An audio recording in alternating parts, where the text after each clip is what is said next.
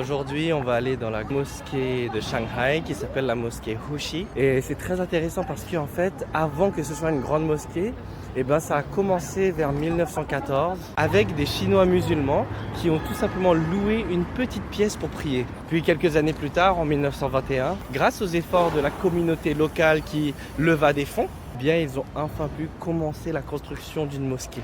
Et donc vraiment c'est très beau parce que voilà, ça a commencé avec une location d'une toute petite pièce pour en faire une salle de prière temporaire, provisoire. Et donc en 1922, ils ont pu construire la mosquée. Mais ça restait encore une petite mosquée, hein.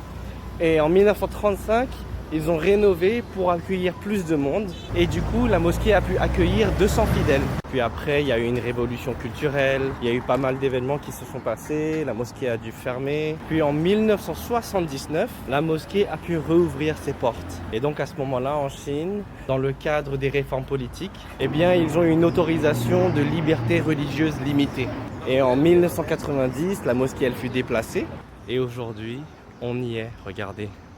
Masha'Allah, regardez, on retrouve le mot Chinsan qui veut dire halal ou pur et authentique, pure vérité. Voilà, je vais vous montrer la mosquée. Vous avez la salle d'ablution ici. Ici, c'est pour les hommes. Pour les femmes, ça doit sûrement être au-dessus. Mais moi, j'ai pas accès, hein, bien sûr. Voilà, salle d'ablution, salle de wudu pour les hommes. Voilà, regardez, je vous montre. Et donc, on va aller prier. Voilà, la mosquée est ouverte. Le vendredi, elle accueille des milliers de musulmans. C'est vraiment magnifique. Je vous montre comment c'est. C'est très modeste, hein. Vous voyez, il n'y a pas de grosse décoration ou quoi que ce soit. On retire nos chaussures et on entre dans la salle de prière. Salam alaikum.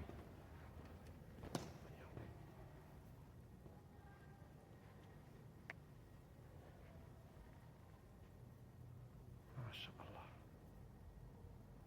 Vous voyez comment c'est beau? La Qibla, elle se trouve là-bas, donc on prie en direction de la Mecque. Et vous voyez, les musulmans, on n'a pas de statue, pas d'idole. On prie à Allah directement. Il n'y a pas besoin de statue, pas besoin d'image ou quoi que ce soit. Parce que pour nous, musulmans, le créateur de l'univers, il est bien trop transcendant pour être dans notre imagination. On ne peut pas imaginer. Il dépasse la compréhension humaine. C'est pour ça qu'on dit Allahu Akbar. Allah est plus grand que tout, il est même plus grand que notre imagination. Et le créateur, il n'est pas créé, il est le créateur. Et c'est ça la beauté de la foi, c'est de croire sans voir. Donc voilà, on va accomplir la prière. Je viens de finir d'accomplir ma prière. Et ce qui est super aussi, c'est que autour de la mosquée, il y a plein de restaurants halal, tenus par des Chinois musulmans. Ici, ça doit sûrement être pour les femmes. En général, pour les femmes, c'est au-dessus. Regardez, d'habitude, on reconnaît les Chinois musulmans parce qu'ils portent ce chapeau-là. Et j'ai entendu qu'ils donnent aussi des cours d'arts martiaux dans la mosquée. Parce que c'est une sunna en islam de prendre soin de son corps, de savoir se défendre, d'être en bonne santé. Car notre corps a un droit sur nous. On doit le respecter, on doit en prendre soin. Et aujourd'hui, en 2026, les temps ont beaucoup changé. À Shanghai, les gens, ils peuvent pratiquer l'islam librement et les sœurs peuvent porter leur hijab tranquille ici à Shanghai et même à Pékin, à Beijing. Ça dérange personne, les gens ils respectent les religions ici.